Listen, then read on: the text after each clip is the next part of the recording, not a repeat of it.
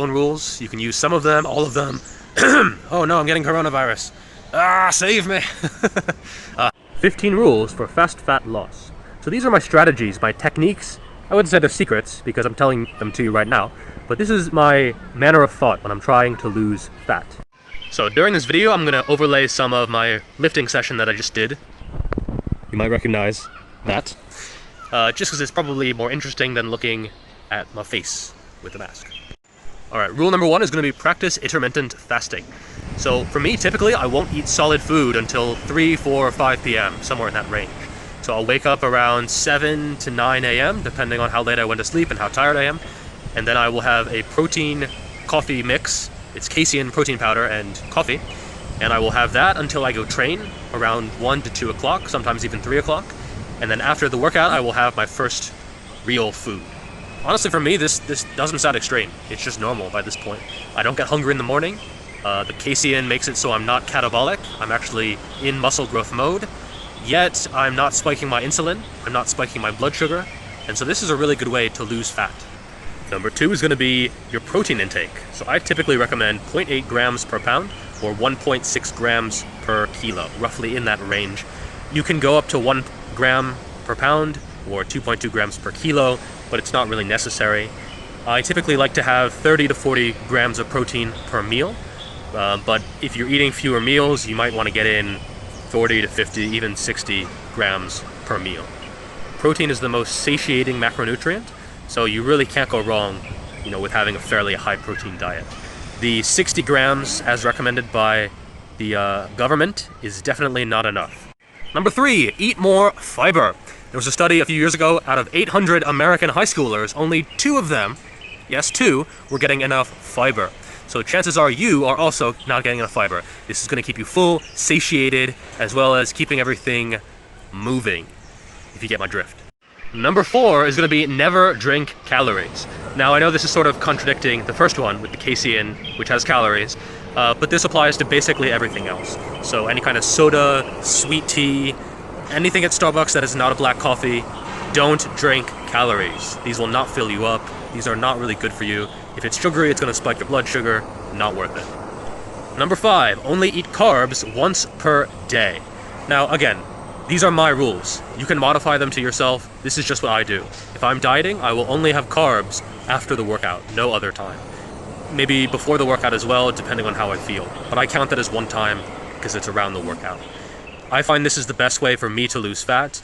Of course, it's just about the calories. You can eat carbs at every meal if you really want to. But for me, I feel a lot more satiated if I keep the carbs to only around the workout. The next one, avoid sugar like the plague. Maybe that reference is not in good taste, considering the current situation, but it really is true. I tend to avoid sugar when I'm cutting. If I'm not cutting, I kind of will have as much as I want, or as much as I crave, or just whatever floats past.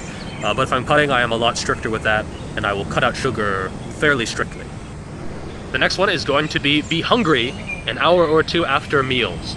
So this one might be controversial, but for me this is just a rule of thumb that I use to make sure that my meals are small and they don't really fill me up too much. Personally, I don't mind being hungry a little bit sometimes, and if you're in a caloric deficit, particularly when you are leaner, you are going to be hungry at some point. Just accepting that makes things so much easier. Hunger is a natural feeling. It is normal, and you should accept it if you are dieting. Number 8, get at least 10,000 steps per day. Now, this could be 5,000, it could be 8,000, it could be 12,000. 10,000 is just a nice round number. In fact, it's so round that China actually has a character just for 10,000, yuan. So, this is a good number.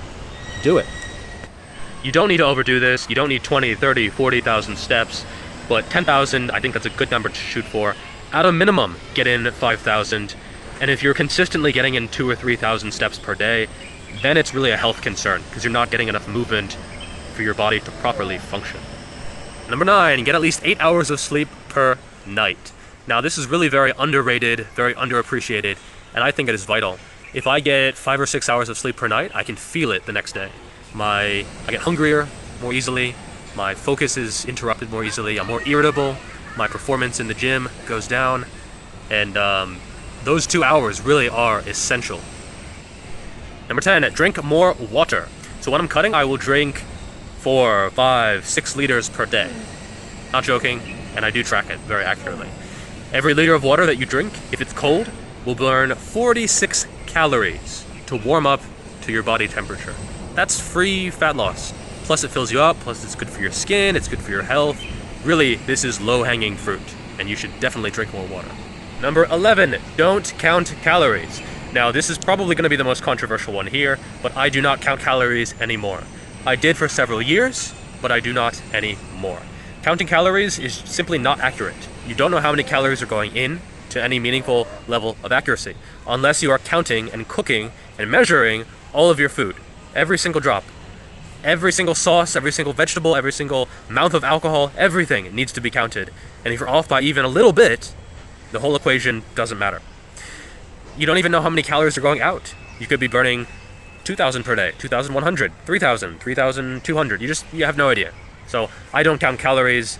I just make better choices and push myself in the direction that I need to go. The next one, weigh yourself every day. Now this is something that I do track when I am dieting, just to make sure that I am trending in the right direction. If you are trending in the right direction, then it doesn't matter how many calories you're eating, because you know where you are going. However, if you track calories, but you aren't tracking your weight, I mean, how do you know where you're going? You don't know you're headed the right direction. So it really is important to measure the outcome as much as the process. Number 13, learn to cook. So cooking for yourself is going to be healthier in most cases.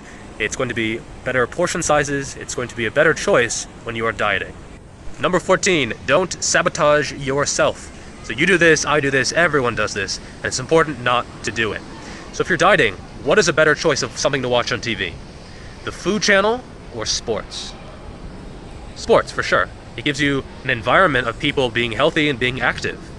The Food Channel is just going to make you hungry. It really is. And even more importantly, don't let your friends and family sabotage you.